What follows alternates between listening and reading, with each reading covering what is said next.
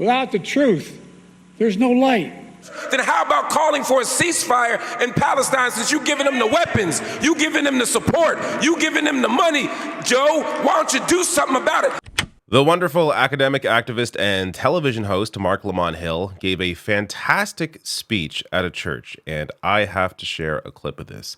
But first, I got to give you some context. So in case you're not too familiar with Marc Lamont Hill, you should be. This, ironically or coincidentally, came up yesterday in the video I did on Netanyahu's recent speech and his insane comments. But this story here, I just realized it's really weird seeing a large version of myself and then a small version of myself.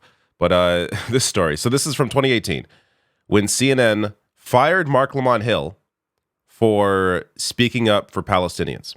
And he used the phrase "from the river to the sea," which Netanyahu used yesterday to literally mean eliminating Gaza and all of its people and taking over the land. Meanwhile, Marc Lamont Hill used it in terms of equal rights for all, Israelis, Palestinians, in a one state. But that is the genesis of what we're going to talk about here, because last week, Joe Biden was speaking at the Mother Emanuel Church in South Carolina and was protested.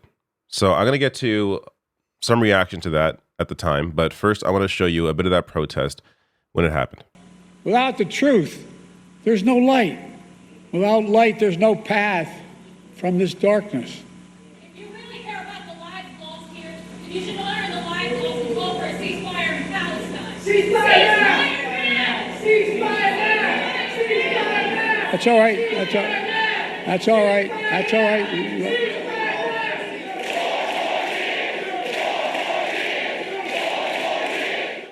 What an incredible moment for a variety of reasons. So before I get to Marc Lamont Hill's speech that references that moment, just looking at what happened there, the protesters standing up and fighting for the rights of Palestinians while Joe Biden is speaking about the importance of truth and getting out from the darkness. You'd think if a leader cared about the importance of truth and getting out of the darkness, you would care about what's happening to Palestinians right now in Gaza. And not even just Gaza, to be fair, also the West Bank. What's been happening in Gaza and the West Bank for decades. You'd think this president would care. But instead, his administration is supplying the far right-wing Israeli government with endless amounts of arms. Now, the reaction from the crowd is incredibly embarrassing. Chanting 4 more years as they're being escorted out. I mean, you can't find a more embarrassing moment than that. It just, this willingness just to give completely into power, not criticize anything, not, I understand wanting to allow Biden to continue his speech and not just shutting down the whole speech because of protesters, but to not at least sit for a minute, think about what they're talking about, think about what they're fighting for, empathize, understand the actual situation, understand who you're standing in front of. It's this desire to always give into power and make the person, in this case at the podium here, feel comfortable, as opposed to challenging him, because Biden holds a lot of power over the situation in Gaza. It's not as if this is just out of his hands. No, he's actively enabling and helping Israel commit the crimes they are committing. Now, I want to just quickly, because I want to get to Marc Lamont Hill's speech, of course, but just quickly show you this headline here, and I'll get to more from this piece after the video. But this was posted on MSNBC, surprisingly. It's protesters, not politicians, who keep the history of Mother Emanuel AME alive.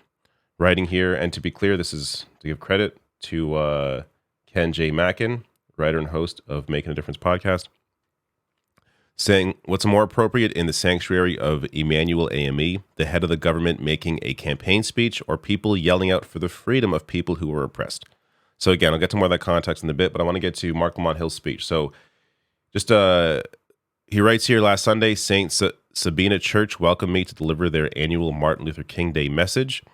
As always, it was a blessing to be in such a beautiful space of radical love and beloved community.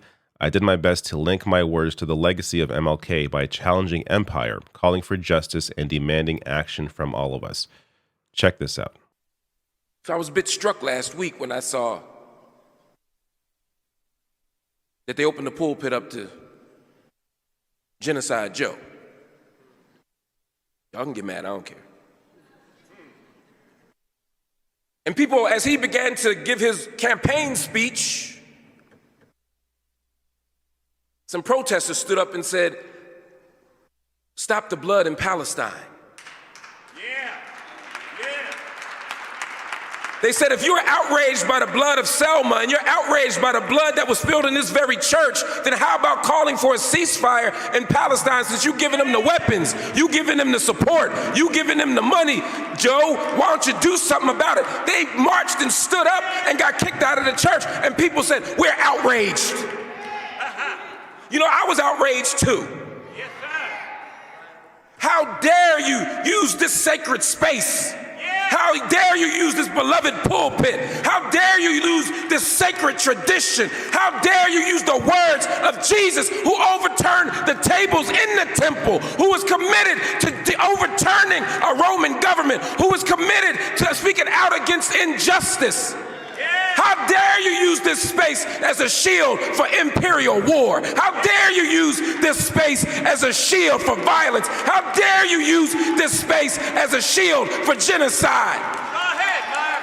Go ahead. The moral atrocity that took place wasn't some disruptive protesters. It was the fact that you allowed the leader of the most violent and bloody empire in modern history to stand in this place and represent a tradition that he ain't got nothing to do with. How dare you? This speech is incredible, as it helps to reframe where your rage should be directed to. Because there was a lot of anger, a lot of discussion around these protesters protesting Biden at a church. Should they do that? Is that the right thing to do? Are they going to get people on their side by doing that? How about looking at, why is Biden even there? What has he been doing recently? And how do those words that he was speaking there about, the importance of truth and fighting for humanity, how does that contrast with what he is doing with his actual power? Because words are one thing. It's great to give a nice speech. It's another if that speech is completely empty and you are currently funding a genocidal right-wing government in Israel. Just the fact that CNN let this guy go, the fact that MSNBC let Mehdi Hasan go, canceled his show, it shows you these established powers do not want to hear the truth. They don't care about actual truth. They don't care about actual human rights. And I know this is not news to most of you watching. You're all well aware of this. But in case you weren't aware of this, these are the voices that need the largest platforms.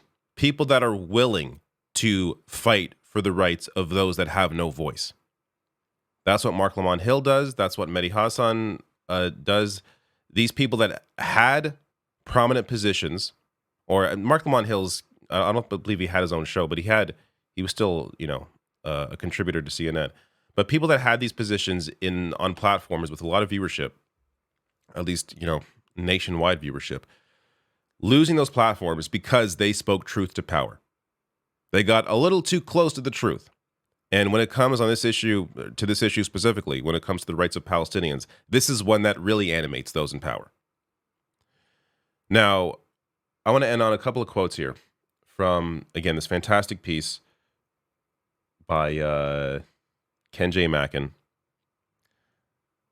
where he gives some context for the church that Biden spoke at.